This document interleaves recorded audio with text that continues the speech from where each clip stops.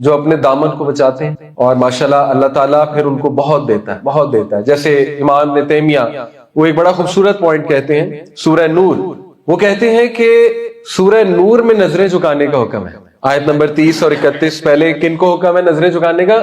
مردوں کو. اور کہہ دیجئے مومن مردوں سے کہ وہ اپنی نظروں کی حفاظت کریں اور اپنی شرمگاہوں کی حفاظت کریں. نظروں کو جھکائیں اور شرمگاہوں کی حفاظت کریں. اور کہہ دیجئے مومن عورتوں سے کہ وہ بھی اپنی نظروں کو جھکائیں اور شرمگاہوں کی حفاظت کریں. تو پہلے مردوں کا ہے. تو امام ابن تیمیہ بڑا خوبصورت پوائنٹ کہتے ہیں، the great scholar, he says کہ جو نوجوان نظریں جھکاتا ہے اللہ اس کو نور عطا کر، اس کے دل میں نور عطا کر، اور یہ نور کی وجہ سے اس کا دل کھل جاتا ہے. یہ علم نشرح لک صدر، شرح صدر ہوتی ہے اس کو. دیکھیں نور ہوگا دل میں تو شرح صدر ہوگا، ٹھیک ہے، دل کھلے گا. شرح صدر ہوگی تو دین سمجھ آنا شروع ہوگا. شرح صدر ہوگی تو اللہ سے محبت ہوگی. شرح صدر ہوگی تو قرآن سمجھ آنا شروع ہوگا. تو نظریں جھکانے سے نور ملتا ہے، اور وہ نور جب مل جاتا ہے تو پھر دین پہ عمل کرنے کا مزہ آنا شروع. تو دیٹ از ویری امپورٹنٹ. ٹھیک ہے، تو یہ چار جو اس نے باتیں کی کہ میں فرنٹ سے آؤں گا، پیچھے سے آؤں گا، رائٹ سے آؤں گا، لیفٹ سے آؤں گا. Beware beware. Having said it, دیکھیں اب یہ جو اس نے باتیں کی کہ میں ان کے رائٹ لیفٹ، اس پر ایک دعا بھی ہے. ٹھیک ہے، صبح شام کے اذکار میں وہ دعا آپ کو پڑھنی چاہیے. حصن المسلم ایک ایپ ہے، HISNULMUSLIM، حصن المسلم. وہ ایپ ڈاؤن لوڈ کر لیں، وہ دعاؤں کی ایپ ہے. اس ایپ میں مارننگ ایوننگ اذکار ہے. ٹھیک ہے، ایک چیپٹر ہے مارننگ ایوننگ اذکار.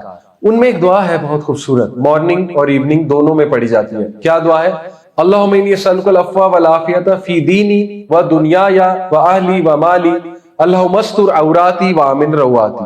I'll explain، پہلے پوری بتا دوں. اللہم احفظنی من بین یدی ومن خلفی وعن یمینی وعن شمالی ومن فوقی. یہ ہے وہ بات کہ اللہ میری حفاظت فرما رائٹ سے، لیفٹ سے، آگے سے، پیچھے سے، اوپر سے، نیچے سے، ہر جگہ سے پروٹیکشن مانگی گئی. ٹھیک ہے، تو یہ دعا میں یہ جو ہے اللہم احفظنی من بین یدی من خلفی وعن یمینی وعن شمالی، شمال لیفٹ کو کہتے ہیں، من فوقی، ہر طرف سے پناہ مانگی گئی ہے. یہ اس آیت کی تفسیر میں دعا ہے کہ وہ چاروں طرف سے اٹیک کرے گا، اور آپ نے بھی چاروں طرف سے پناہ مانگی اور اوپر سے بھی مانگی.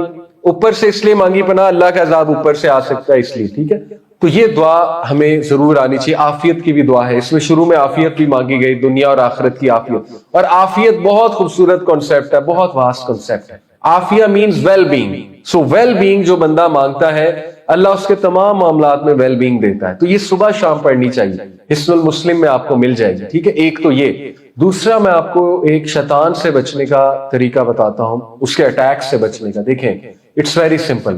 جو شخص ذکر زیادہ کرتا ہے شیطان اس کے قریب. یہ تو پکی بات، قرآن سے بھی ثابت ہے، حدیث سے بھی ثابت. تو سمپل فارمولا اس کہ آپ ذکر کرنے والے بن جائیں. ٹھیک ہے، لیکن وہ کانشیس ذکر ہو، کانشیس ذکر. وہ صرف ایسا ذکر نہ ہو جو بس زبان پہ جاری ہے اور سمجھ کوئی نہیں آ رہا. اسپیشلی یہ ذکر لا الہ الا اللہ وحدہ لا شریک لہ لہ الملک ولہ الحمد وہو علی کل شیء قدیر.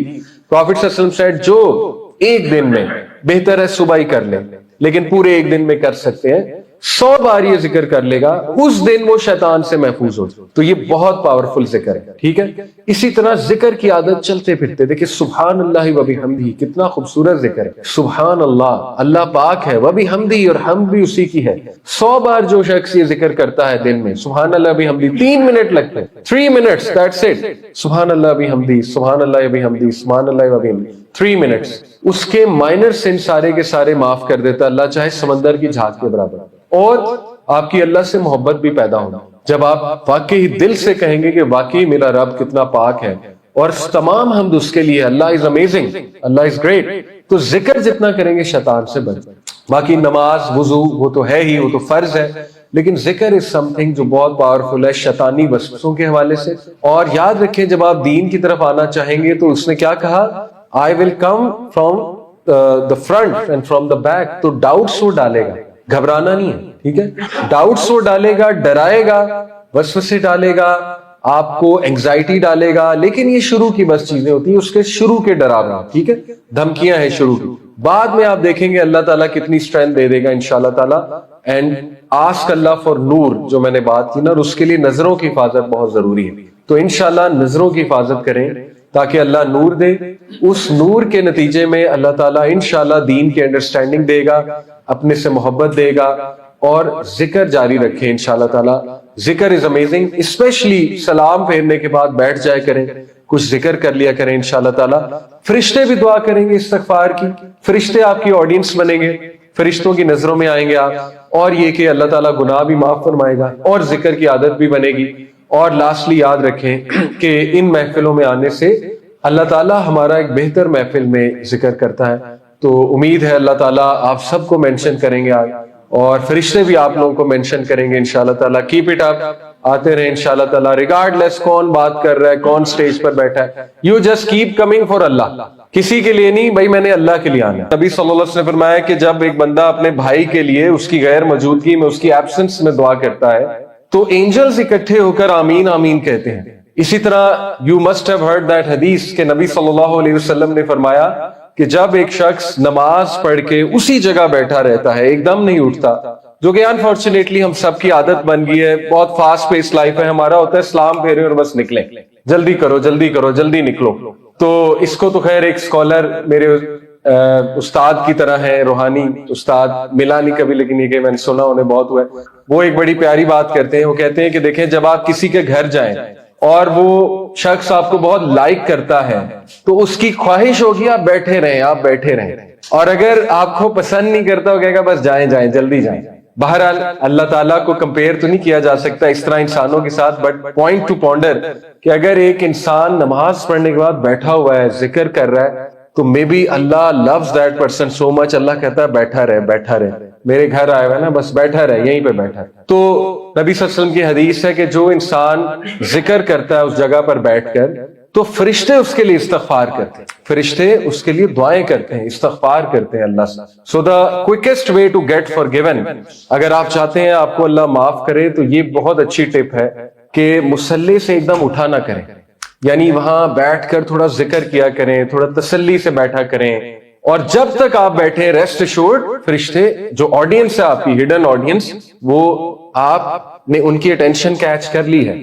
ٹھیک ہے, all of us want attention, تو فرشتوں کی اٹینشن آ گئی ہے اور وہ آپ کے لیے استغفار کی دعائیں کریں. سو بتانے کا مقصد یہ ہے کہ کبھی اس کو فیل کیا کریں کہ ہم سب کی ایک آڈینس ہے, ریگارڈ لیس ہمیں دنیا میں کوئی اٹینشن دے نہ دے, لیکن فرشتے جو ہے وہ ہمیں اٹینشن دیتے ہیں بہت زیادہ. جیسے ہمارے ایک سلف تھے, پائس پیڈیسیسر, ایک بزرگ, ہی سیڈ کہ there are so many people, اتنے لوگ ہیں دنیا میں جو دنیا میں بہت مشہور ہے, آسمانوں میں کوئی فیمس نہیں. And there are so many people جو دنیا میں کسی کو نہیں پتا کون ہے لیکن آسمانوں میں بہت فیمس. یعنی جب ان کی روح جائے گی فرشتے ان کا نام لیں گے, ان کا نک نیم لیں گے اور خوش ہوں گے, ریجوائس کریں گے, یہ آ گیا یہ آ گیا, اس کی روح آ گئی یا ان کی روح آ گئی. تو یہ دو چیزیں ہم اگنور کرتے ہیں, دا ہڈن ورلڈ, کہ ریسٹ ایشورڈ فرشتے آپ کے لیے دعائیں کر رہے ہیں. ٹھیک ہے, نو میٹر جو لائف کے سرکمسٹانسز ہیں, پریشان نہیں ہونا. The angels are by your side, اور یہی وہ اینجلز ہیں جو موت کے وقت بھی آتے ہیں. ٹھیک ہے, اللہ نے قرآن میں بیان کیا نا, موت کے وقت بھی آتے ہیں, کہتے ہیں کہ اللہ تخافوا ولا تحزنوا, کیا کہتے ہیں, گھبراؤ نہیں, ڈو ناٹ بی سیڈ, اور ڈو ناٹ فیئر. اب تو اللہ سے ملاقات ہونے والی, ٹائم ہیز کم. ٹھیک ہے, اب اصل بات تو, اصل زندگی تو اب شروع ہونے والی ہے. سو کام ڈاؤن, کام ڈاؤن. تو ایک تو یہ ہڈن ورلڈ, اس کو ہمیشہ یاد رکھیں, اس کو اگنور نہ کریں. دوسرا کنٹینٹ, آئی انڈرسٹینڈ کہ لوگ چاہتے ہیں ایسی جگہ پہ جانا because we have become very choosy. میں نے آپ کو بتایا نا, ہم چوزی ہو گئے ہیں بہت زیادہ.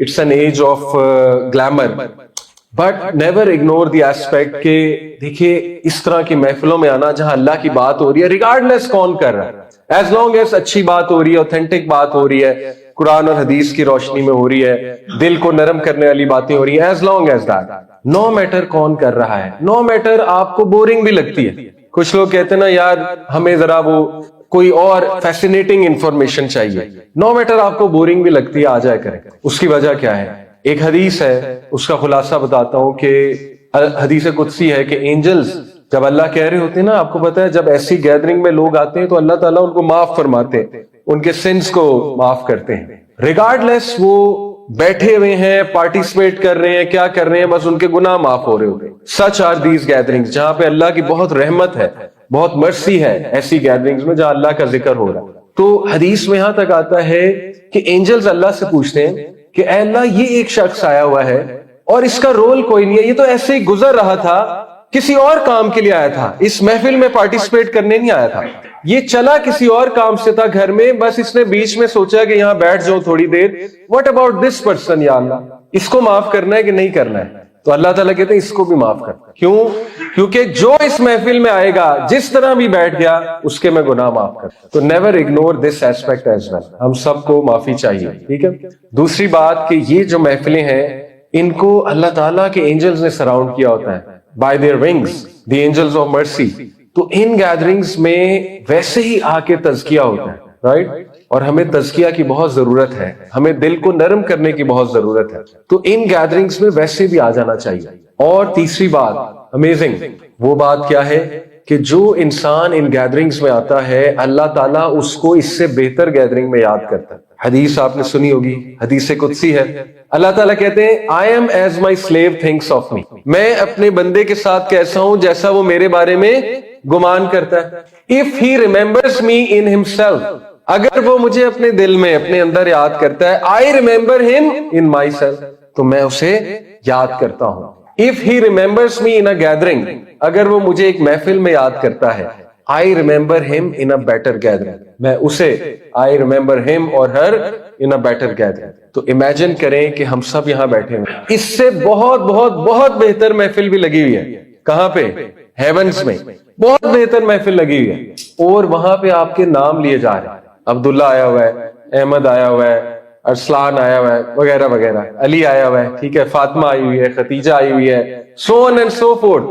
اینجلز نام لے رہے ہیں اور اللہ تعالیٰ تذکرہ کر رہا ہے. حدیث کی روشنی میں صحیح بخاری کی حدیث ہے کہ تم گیدرنگ میں آؤ گے, میں اس سے بہتر گیدرنگ میں تم لوگوں کا ذکر کروں گا. تو دیکھیں, نیور اگنور دیز ایسپیکٹس. وہ ایسپیکٹس اپنی جگہ کہ کنٹینٹ اچھا ہونا چاہیے, تھوڑا سا گلیمر ہونا چاہیے, تھوڑا سا سپارک ہونا چاہیے, فیسینیٹنگ انفو ہونی چاہیے, وہ اپنی جگہ.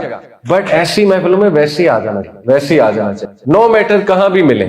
اوکے, کیونکہ گناہ معاف ہوتے ہیں, نمبر 1.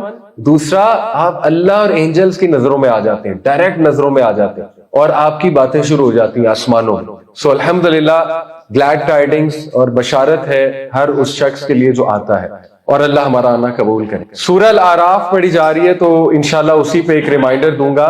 اس میں سٹوری آف ایڈم اینڈ ابلیس, جو کہ بار بار اللہ تعالیٰ نے مینشن کی ہے قرآن مجید میں, 5 to 6 times یہ سٹوری مینشن ہے ان ڈفرنٹ ویز, اس کے ڈفرنٹ ایسپیکٹس. تو سورہ الاعراف میں جو ایسپیکٹ ہے اس میں شیطان کا ایک بہت ہی تھریٹننگ, اس کی دھمکی اللہ تعالیٰ نے مینشن کی ہے آیت نمبر 16 اور 17 میں.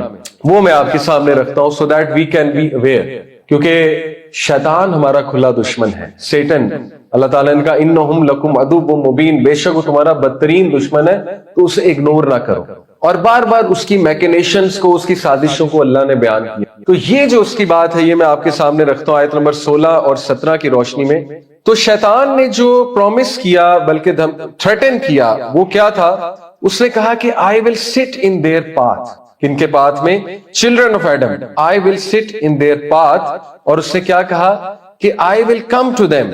I will sit in their path, lie in wait for them on your straight path. I will come to them from their front. میں آؤں گا ان کے سامنے سے. And from their back, ان کے پیچھے سے. From their right, ان کے رائٹ سے. And from their left, ان کے لیفٹ سے.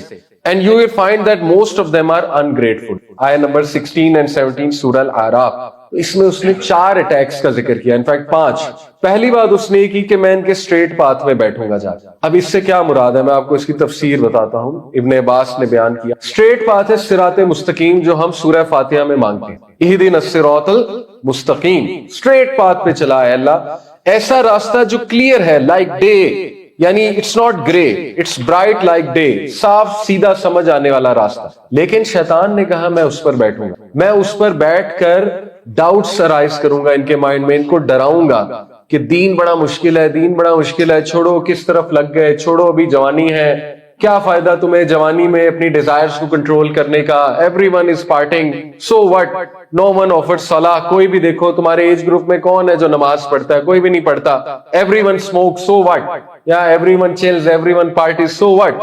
تو یہ ہے اس کا اسٹریٹ پاتھ پر بیٹھنا اور اس کے ڈاؤٹس کریٹ کرنا. اور پھر اس نے کہا میں سامنے سے آؤں گا، میں پیچھے سے آؤں گا، میں رائٹ سے آؤں گا، میں لیفٹ سے آؤں گا. اس کی بڑی انٹرسٹنگ تفسیر ہے.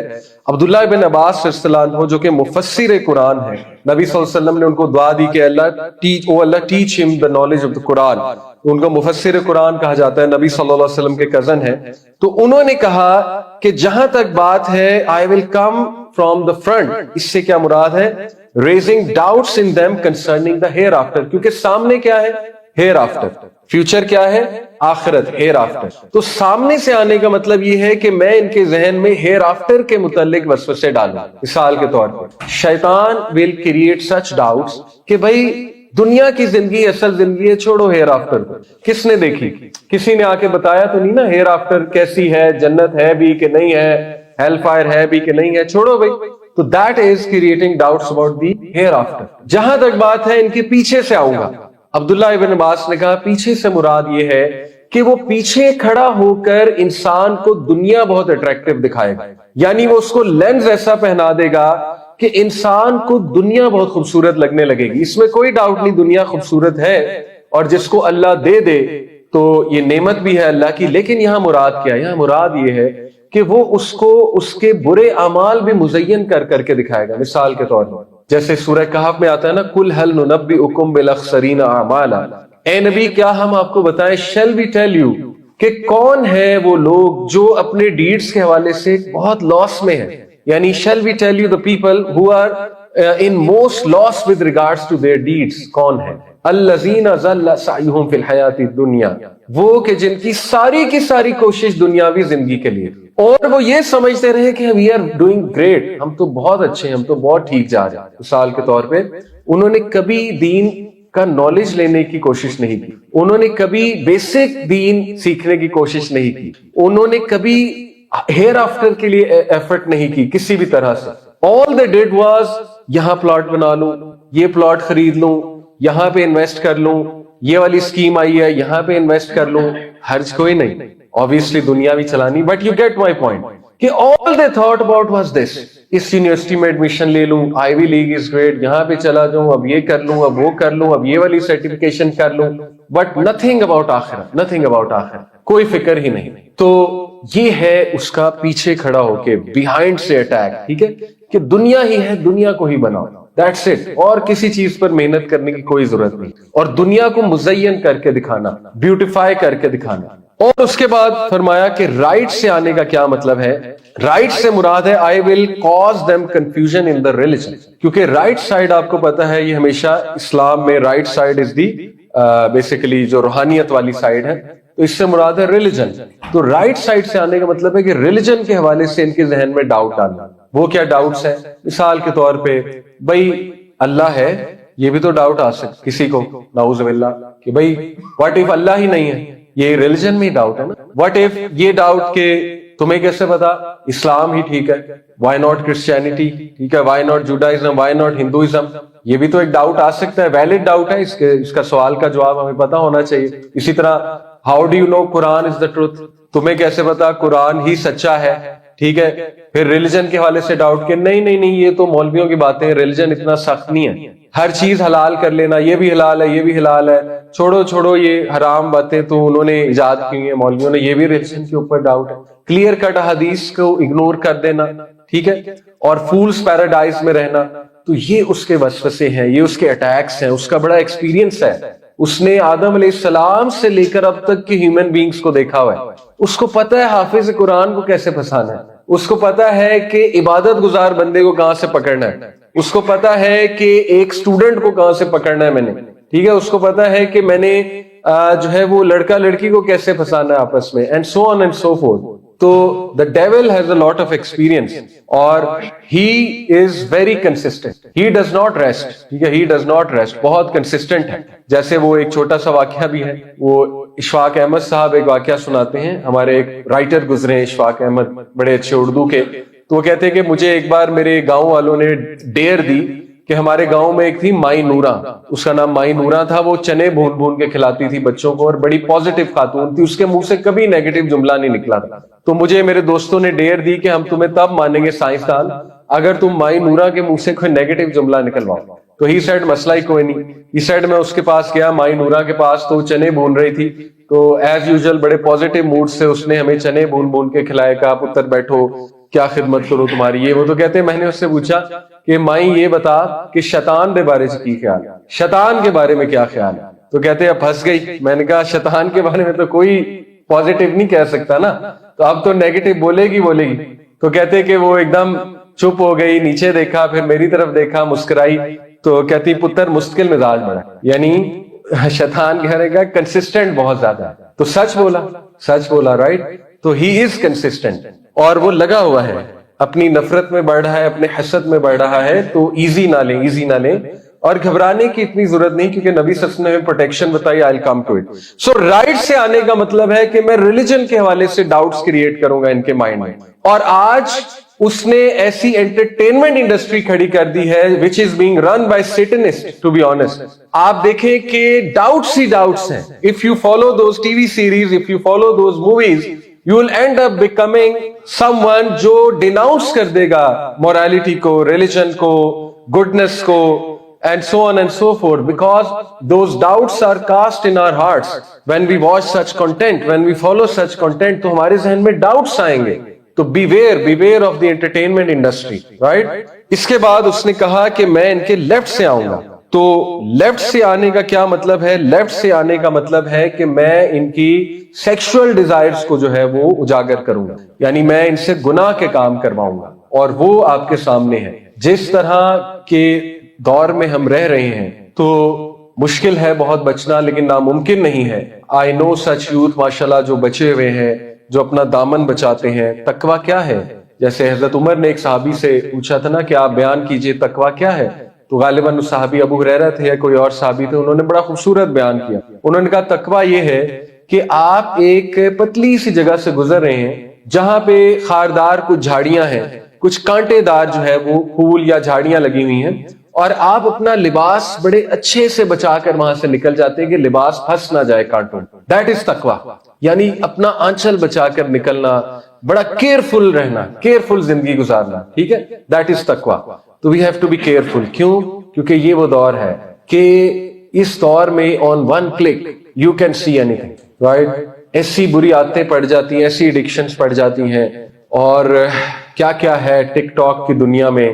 You can watch any thing, you can search any thing, کچھ بھی سرچ کر سکتے ہیں. اور ہم ایسے دور میں رہ رہے ہیں کہ ٹرینڈی چیزیں ساری گندی ہیں. تو یہ پتہ ہونا بھی ضروری ہے کہ شروع کے جو 13 سال تھے مکی سورج کی، اگر میں بات کروں، چونکہ یہ ابھی مکی سورج ہی ہے نا ساری، سورہ الفرقان اور سورہ جو ابھی سورہ شعراء. تو مکی سورج کا ایک خاص مزاج ہے. دے آر 86 ان نمبر، 86 مکی سورج ہیں. اور مکی سورج سے مراد ہے وہ سورج جو ہجرت سے پہلے ہیں، چاہے وہ کسی سفر میں نازل ہوئی یا وہ طائف میں نازل ہوئی، جو بھی ہے، لیکن یہ کہ وہ مکی سورہ ہی کہلائے گی ایز لانگ ایز وہ ہجرت سے پہلے ہے. اور ہجرت کے بعد جتنی بھی سورج ہیں، چاہے وہ مکہ میں نازل ہوئی ہیں، تو وہ مدنی سورج کہلاتی ہیں. مکی سورج کا ایک خاص مزاج ہے، ایک تھیم ہے. اور اس تھیم کو، اس مزاج کو سمجھنے کے لیے آپ کو رسول اللہ صلی اللہ علیہ وسلم کا جو 13 سال ہے اس کے 4 فیزز سمجھنے ہوں گے. وہ 4 فیزز کیا ہیں؟ سب سے پہلا جو سٹیج تھا وہ 3 ایئر آف پروفٹ ہوڈ ہے، 3 ایئر آف نبوی. اور وہ کون سی سٹیج تھی کہ جب رسول اللہ صلی اللہ علیہ وسلم جو ہے وہ دعوت ابھی کھلے عام نہیں کرتے، سیکرٹ دعوت. اور چونکہ سیکرٹ دعوت تھا تو فالوورز بہت کم تھے، اور وہ اس میں ایک حکمت تھی. اور اس وقت ضرورت تھی صحابہ کو کانفیڈنس دینے کی، کیونکہ they were very few in number، بلکہ مکہ میں آلموسٹ سارے ہی دور میں صحابہ کی تعداد بہت کم تھی. تو یہ جو 3 سال ہیں نبوی، یہ پہلی سٹیج ہے. اور اس کی جو تھیم آپ کو ملے گی ان سورج کی، وہ بیسکلی توحید، رسالت اور فکر آخرت. کیونکہ ان تینوں چیزوں کا جو ہے وہ تعلق انسان کی پرسنالٹی گرومنگ کے ساتھ ہے، اس کے کریکٹر کے ساتھ ہے. اسی لیے آپ دیکھیں گے کہ یہ والی جو سورج ہے اس میں اللہ نے بہت کانفیڈنس دیا ہے، فلاح کا ذکر کیا ہے کہ فلاح کیا ہوتی ہے اور مفلحون کون ہوتے ہیں، اور اپنا تعارف کرایا، بڑا اسٹرانگ اپنا تعارف کرایا. 30ویں پارے کی سورج آپ لے لیں، وہ جو ہے وہ اس کیٹیگری میں آتی ہیں.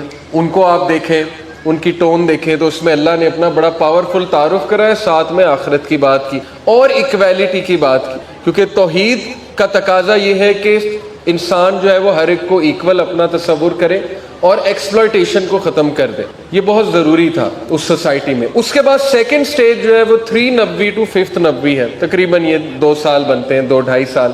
اس کو سیکنڈ سٹیج اس حوالے سے کہا جاتا ہے نا کہ دیکھیں اس سٹیج میں رسول اللہ صلی اللہ علیہ وسلم نے اوپن دعویٰ جب شروع کیا، تو اوپن دعویٰ جب انہوں نے شروع کیا تو دیکھیں سب سے پہلے تو ان کے اپنے ریلیٹیوز ان کے خلاف ہوئے. یہ جو اللہ نے سیرت سے ہمیں ایک وہ پورا خاکہ دیا ہے نا، یہ پارٹ آف دا پیکیج ہے.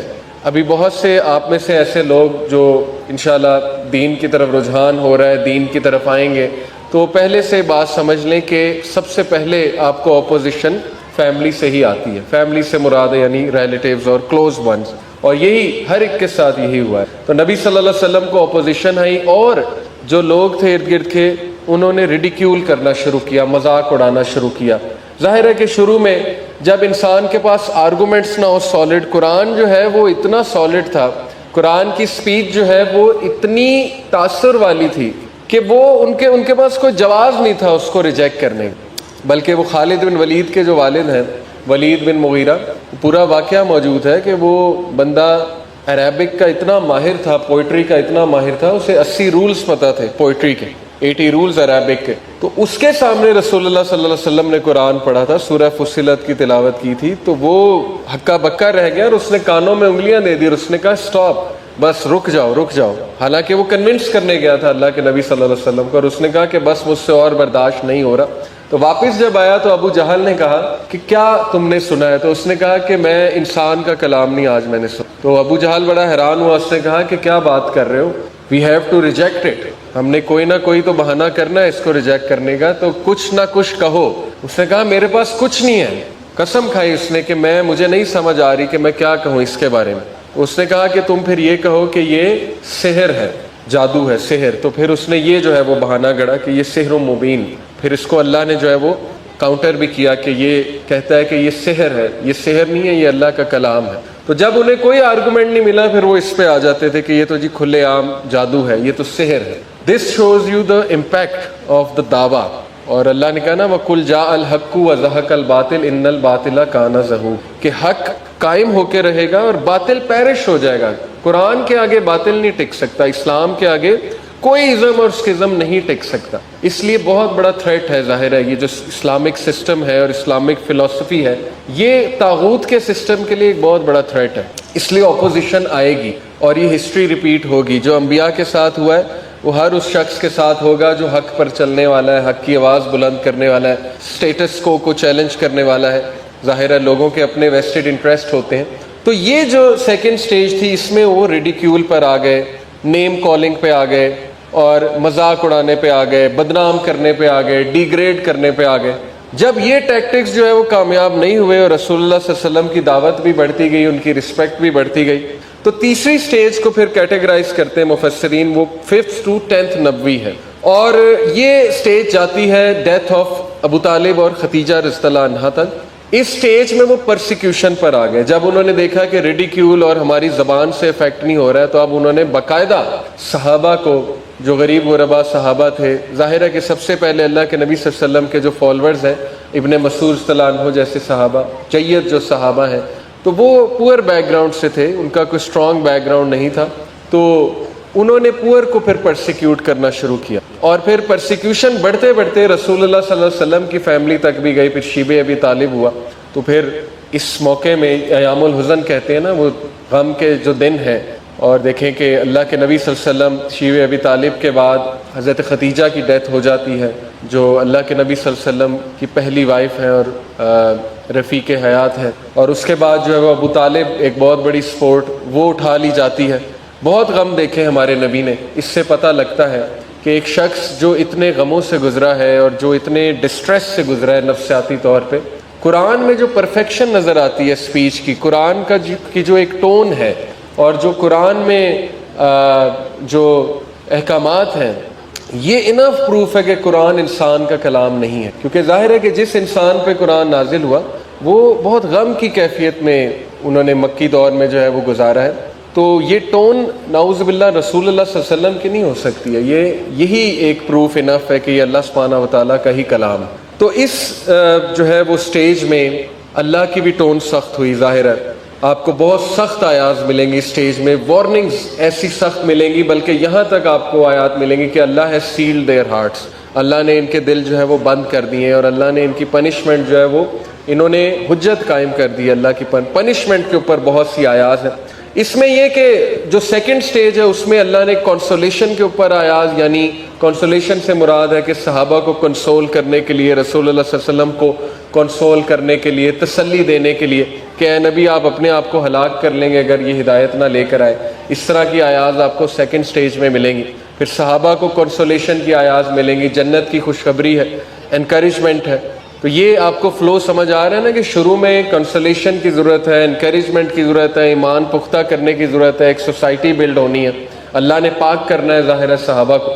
تو تیسری جو سٹیج ہے اس میں جو ہے وہ اللہ نے ڈاؤٹس کو اور ان کے آبجیکشنز کو بہت اچھے سے ایڈریس کیا اور کنفرنٹ کیا اور رد کیا ہے ان کے جو آبجیکشنز تھے، رسول اللہ پہ آبجیکشنز. پھر دیکھیں نا کہ کیا کیا انہوں نے کوشش نہیں کی، رسول اللہ سے کاؤنٹر کویسچنز کرتے تھے. جیسے سورہ کہف جو ہے وہ نازل ہوئی، دیکھیں سورہ کہف جو ہے وہ اسی سٹیج میں نازل ہوئی ہے کیونکہ ہجرت حبشہ وہ اس سٹیج میں ہے.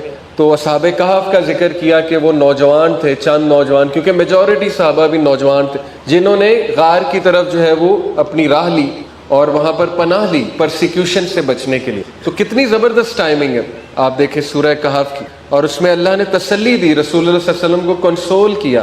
اور وہ نازل کیوں ہوئی تھی؟ کیونکہ مشرکین جو ہے وہ ٹیسٹ لے رہے تھے اللہ کے نبی صلی اللہ علیہ وسلم کا. مشرکین جو ہے وہ جیوز کے پاس گئے تھے اور کہا تھا کہ ہم چیک کرنا چاہتے ہیں نبی ہے کہ نہیں ہے، تو ہمیں کچھ سوالات بتاؤ. بہرحال اس طرح کے واقعات. پھر سورہ یوسف آپ دیکھیں وہ اس فیز میں نازل ہوئی. کتنی خوبصورت ٹائمنگ ہے. سورہ یوسف میں غم کا علاج ہے، اس کے اور فورتھ سٹیج کے درمیان نازل ہوئی. سورہ یوسف جو ہے وہ رسول اللہ صلی اللہ علیہ وسلم ایام الحزن جنہیں ہم کہتے ہیں، اس کے بعد سورہ یوسف نازل ہوتی ہے. اور سورہ یوسف جو ہے اس میں واقعی راحت ہے. اور باقاعدہ مفسرین علماء کرام یہ کہتے ہیں کہ جو غم کی کیفیت سے گزر رہا ہے اس کو سورہ یوسف پڑھنی بھی چاہیے اور انڈرسٹینڈ کر کے پڑھنی چاہیے، تفسیر کے ساتھ پڑھنی چاہیے. بہت دل کو سکون ملتا ہے سورہ یوسف جو ہے اس کی بات کر. پھر فورتھ سٹیج جو ہے وہ 1090 سے 1390 تک ہے، تقریباً 3 سال. اور اس میں جو ہے وہ ان کی پرسیکیوشن اس لیول کی بڑھ گئی تھی کہ انہوں نے مکمل جینا حرام کیا ہوا تھا. سوشل بوائکاٹ تو پہلے کیا تھا، اب تو وہ مرنے مرانے پر آ گئے تھے. رسول اللہ صلی اللہ علیہ وسلم کو بھی نعوذ باللہ مرڈر کرنے کی انہوں نے ایک سازش کی، وہ پورا واقعہ آپ کو پتہ ہے. تو یہ 4 سٹیجز آپ کے جب ذہن میں ہوں گی تو آپ کو مکی سورج کا ایک بیک گراؤنڈ بھی بڑے اچھے سے سمجھ آئے گا اور آپ کو جو ہے وہ ایک آیت کی ٹون بھی سمجھ آئے گی کہ کیوں اس طرح کی آیات، اتنی سخت آیات جنہیں ہم کہتے ہیں پنشمنٹ کا تذکرہ ہے اس میں، اور اس میں جو ہے وہ ہارٹس کو سیل کرنے کا تذکرہ ہے، اور اس میں بہت جہنم کے حوالے سے آیات ہیں وغیرہ وغیرہ. یہ ساری چیزیں انسان کو سمجھ آ جاتی ہیں جب وہ ایک خاکہ سامنے رکھتا ہے اور سیرت کو سامنے رکھتا ہے. تو سورہ الفرقان جو ہے یہ انشاءاللہ آج ہم دیکھتے ہیں. اور سورہ الفرقان جو ہے اس کے بارے میں ہے کہ یہ تقریباً جو ہے وہ سیکنڈ سٹیج اور تھرڈ سٹیج کے درمیان جو ہے نازل ہوئی ہے. فرقان کا مطلب ہے کرائٹیرین، سٹینڈرڈ، اور اللہ نے قرآن مجید کو فرقان کہا ہے. پہلی آیا ہے تبارک الذی نزل الفرقان علی عبدہ لیکون للعالمین نذیرا.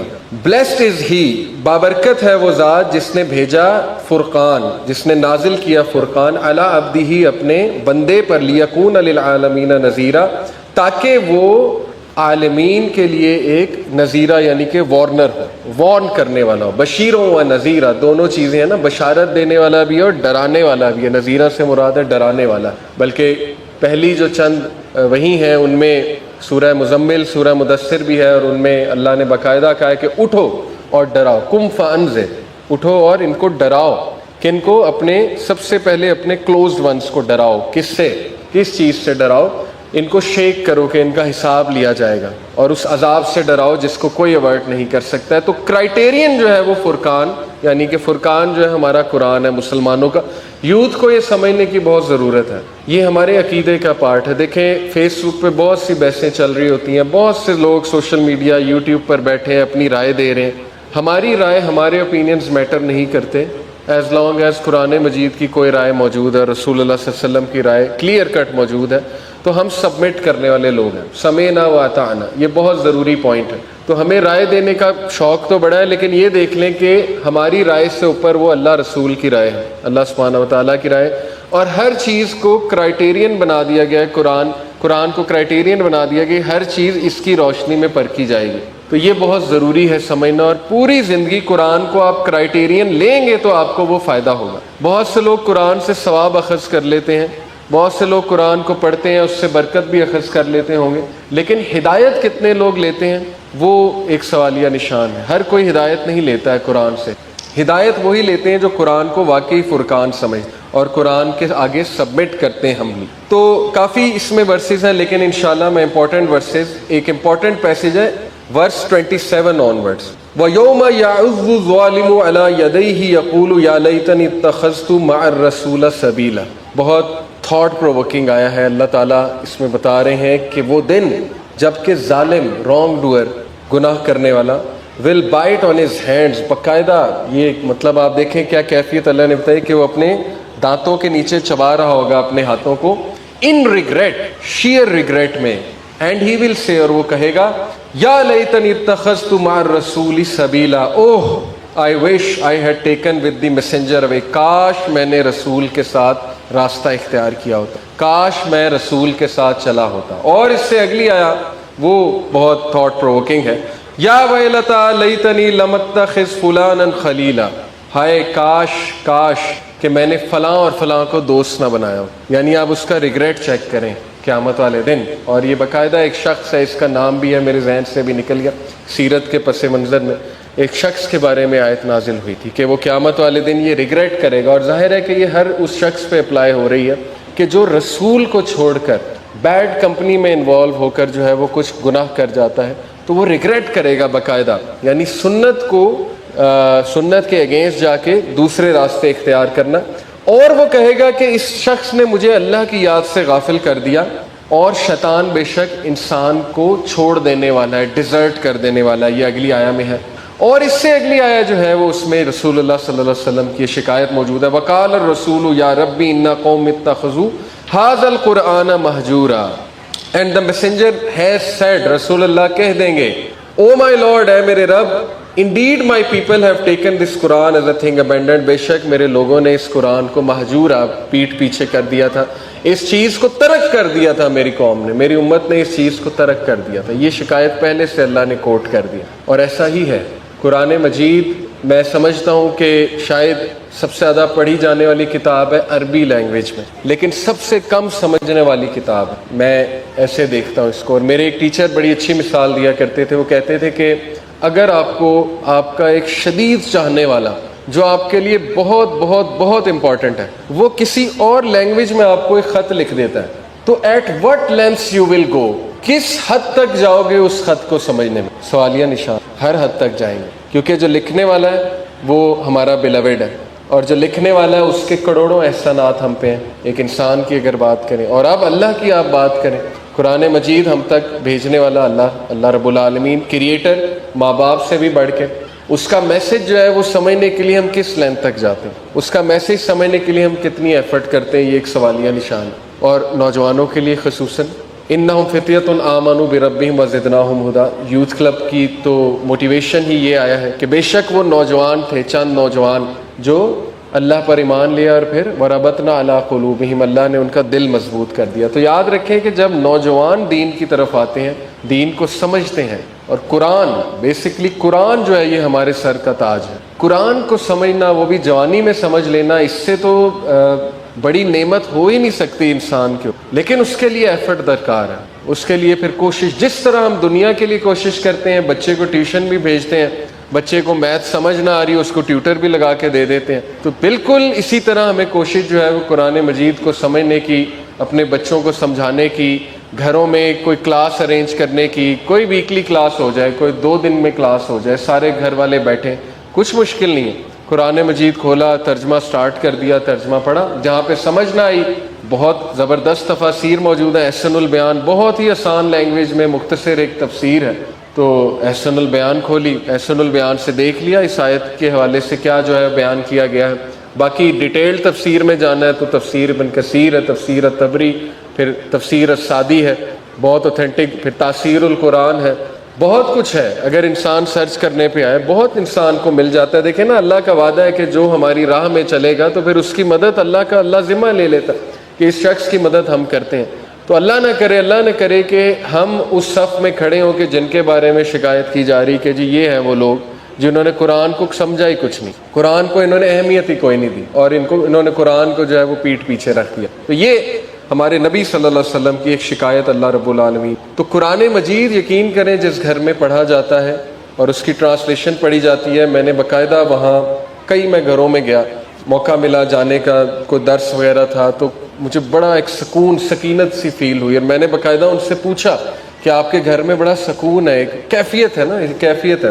وہ انہوں نے مجھے بتایا جی ماشاءاللہ یہاں قرآن کلاس ہوتی ہے، ہماری والدہ جو ہے وہ عورتوں کی قرآن کلاس کراتی ہیں، تو ظاہر ہے کہ اس وجہ سے دیکھیں نا جہاں قرآن پڑھا جاتا ہے وہاں اینجلز آتے ہیں، وہاں فرشتے سراؤنڈ کر لیتے ہیں اس گیدرنگ کو، اور شیطان تو سوال ہی نہیں پیدا ہوتا وہاں داخل ہو۔ پھر میں نے باقاعدہ یہ علماء کرام سے سنا ہے جس گھر میں قرآن پڑھا جاتا ہو وہاں لڑائی جھگڑے، نحوست، کوئی بھی ایسی چیز چل رہی ہے کیونکہ وہ شیطان کی طرف سے ہوتی ہے اور نحوست ہوتی ہے، تو سوال ہی نہیں پیدا ہوتا وہ چیز ہو، بلکہ وہ چیزیں ختم ہو جاتی ہیں، لڑائی جھگڑے ختم ہو جاتے ہیں۔ تو اس کی ایک تاثیر اپنی ہی ہے، اور اس کو سمجھنا وہ تو پھر کیا ہی بات ہے۔ تو اس لیے اس پہ ہمیں بہت غور کرنا چاہیے، اس پہ ہمیں ورکنگ کرنی چاہیے۔ اور پھر آتے ہیں ایک پیسج کی طرف، یہ عباد الرحمن جو ہے ان کی کچھ خصوصیات ہیں کہ اللہ کے بندے کون ہیں۔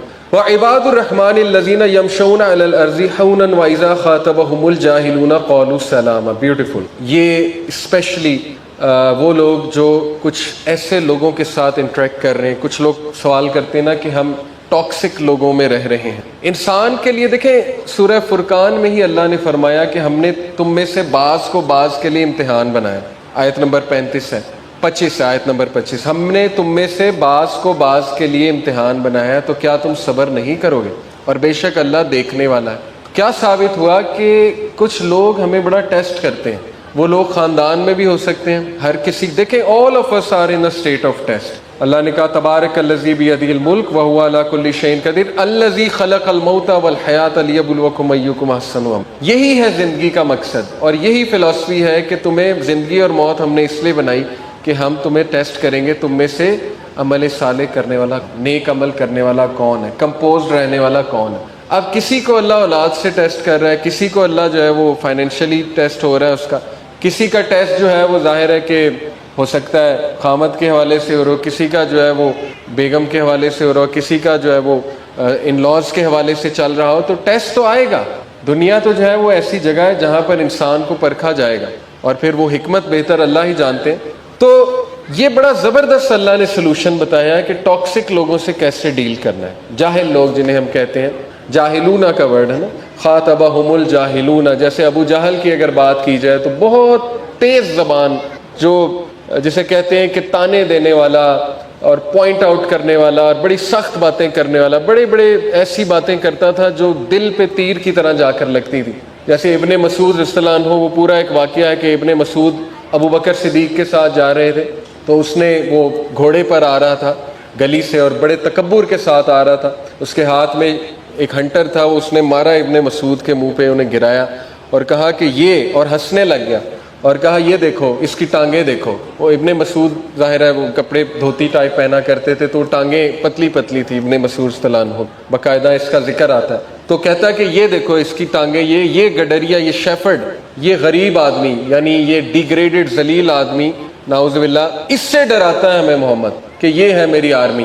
دیکھیں کس طرح کی بات، دل میں سیدھا لگنے والی، اور کیا صبر سکھایا تھا اللہ کے نبی صلی اللہ علیہ وسلم نے صحابہ کو۔ خاموش رہے ابن مسعود، حالانکہ کوئی اور ہوتا وہ وہاں پر اٹھ کے اچھا خاصا جو ہے وہ ہٹ بیک کرتا۔ ابو بکر صدیق ساتھ کھڑے تھے، ابو بکر صدیق نے انہیں اشارہ کیا کام ڈاؤن۔